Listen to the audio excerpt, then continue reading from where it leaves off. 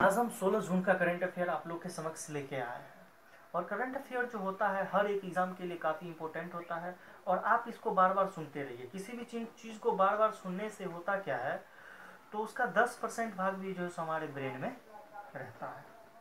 और current affair ये कोई ज़रूरी नहीं है जो करंट अफेयर ये एग्ज़ाम में पूछा जाएगा, ये एग्ज़ाम में नहीं पूछा जाएगा।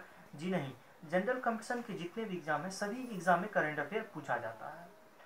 और जैसे आप लोग अपना अभी तैयारी करते होंगे, जैसे कि कोई प्रतियोगिता दर्पण पर अनेक प्रकार के प्रतियोगिता दर्पण आ जाता है, फिर अनेक पत्रिका आ जाता है जो सब स्टूडेंट अपना लेके पढ़ते हैं।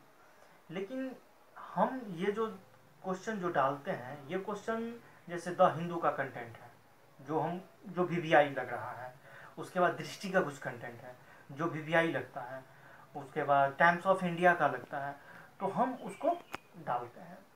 तो आप इसको बीच बीच में सुनते रहिए ताकि, और ये तो डेफिनेट ही है जो इसमें से कुछ ना कुछ तो आएगा, क्योंकि एक एग्जाम में एक एक मार्क कितना इम्पोर्टेंट होता है, वो जो एक मार्क से किसी का एग्जाम छूट जाता है उसको पता होता है।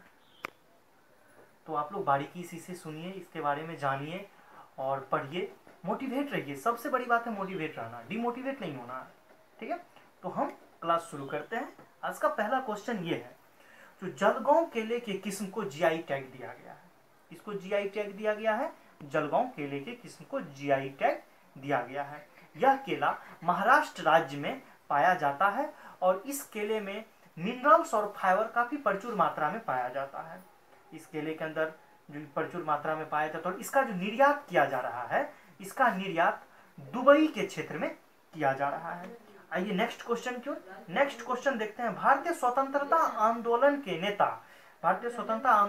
नेता चित्तरंजन दास का मृत्यु आज के ही दिन हुआ।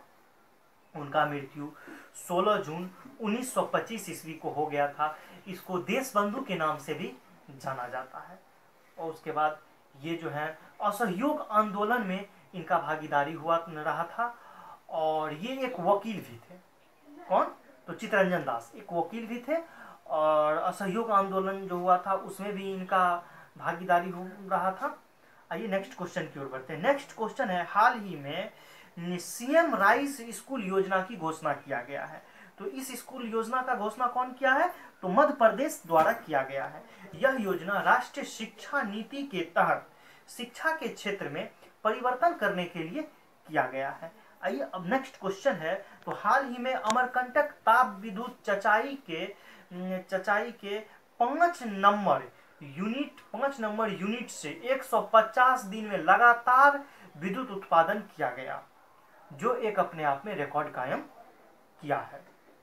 तो ये विद्युत परियोजना है कहां? तो ये विद्युत परियोजना मध्य प्रदेश में स्थित है। आइए नेक्स्ट क्वेश्चन देखते हैं। नेक्स्ट क्वेश्चन है, रायथू बंधु योजना कहां है? तो कहां चालू किया गया है? तो रायथू बंधु योजना तेलंगाना में चालू किया गया है, जो 2018 में ही इसे चालू किया गया था। 2000 जो अभी तक चल रहा है। इसको एक और, इस योजना जो है इसको एक और कहा जाता है, इसका एक और नाम है किसान। इस योजना को एक और नाम दिया गया, किसान निवेश सहायता योजना, इसी योजना का नाम है।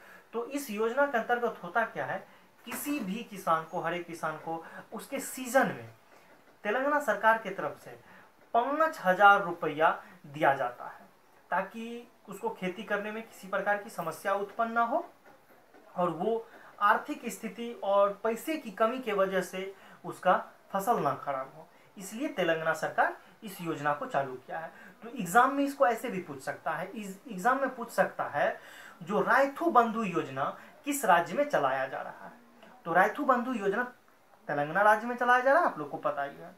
कब से शुरू किया गया? तो 2018 में शुरू किया गया है। अब इसको ऐसे भी पूछ सकता है, जो किसान निवेश सहायता योजना कहां चलाया जा रहा है? तो किसान निवेश सहायता योजना तेलंगाना में चलाया जा रहा है। 2018 में ही शुरुआत हुआ था, और 2018 में शुरुआत हुआ था, और अभी तक ये चल रहा है।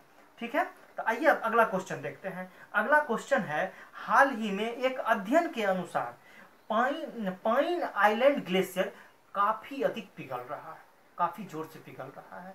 तो ग्लेशियर पिघलने का जो कारण होता है तो सबसे ग्लोबल वार्मिंग सबसे ग्लेशियर पिघलने का सबसे मूल कारण यही है। तो ये ग्लेशियर जो है अंटार्कटिका में स्थित है और अंटार्कटिका का सबसे बड़ा बर्फ का ग्लेशियर ये है। अगर इस ग्लेशियर अनुमान लगाया जाता है, अगर इस ग्लेशियर अगर पिघलता है तो वैश्विक समुद्र के जल स्तर में काफी वृद्धि होगी, जो आगे चल करके भविष्य में काफी ज्यादा विनाशकारी भी हो सकता है। तो आइए हम आगे नेक्स्ट क्वेश्चन अब हम देखते हैं। नेक्स्ट क्वेश्चन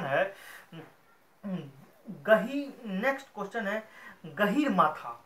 नेक्स्ट क्वेश्चन है गहीर माथा समुद्री अभयारण्य क्या है? तो गहीर माथा समुद्री अभयारण्य जो है हाल ही में उसको ओलिवर रीडेल कछुए की एक प्रजाति होता है जिसको संरक्षण करने के लिए उसको दिया गया है। तो अब यह है कहाँ पे? यह अभयारण्य आखिर है कहाँ? यह अभयारण्य ओडिशा राज्य में स्थित है। क्लियर हो गया। अब आते हैं 8वां क्वेश्चन की ओर। 8वां क्वेश्चन है संकल्प से सिद्ध मिशन वन धन। तो भारत सरकार का जनजाति कार्य मंत्रालय द्वारा चलाया गया यह एक पहल है।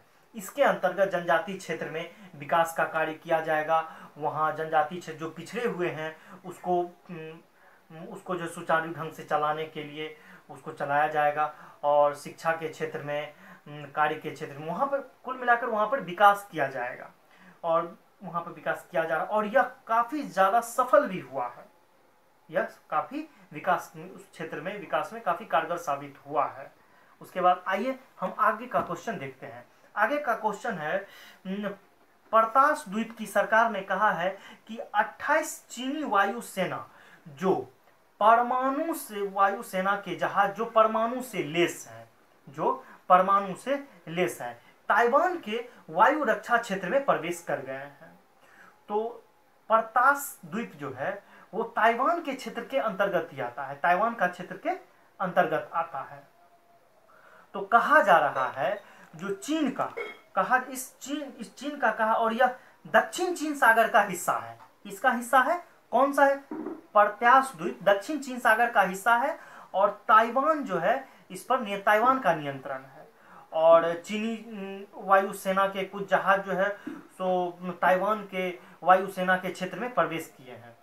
तो इस चीनी जो है अब तक के सबसे बड़ा घुसपैठ माना जाता है। चीन का सबसे बड़ा घुसपैठ माना जा रहा है, यह जो घुसपैठ अभी जो किया है। तो आपका आज क्वेश्चन यहीं पे समाप्त होता है। ये अंतिम क्वेश्चन था। आगे की हम करंट अफेयर आप लोग को इसी तरह से डालते रहेंगे। आप लोग पढ़ते रहिए, मोटिवेट रहिए। Thank you, best of luck.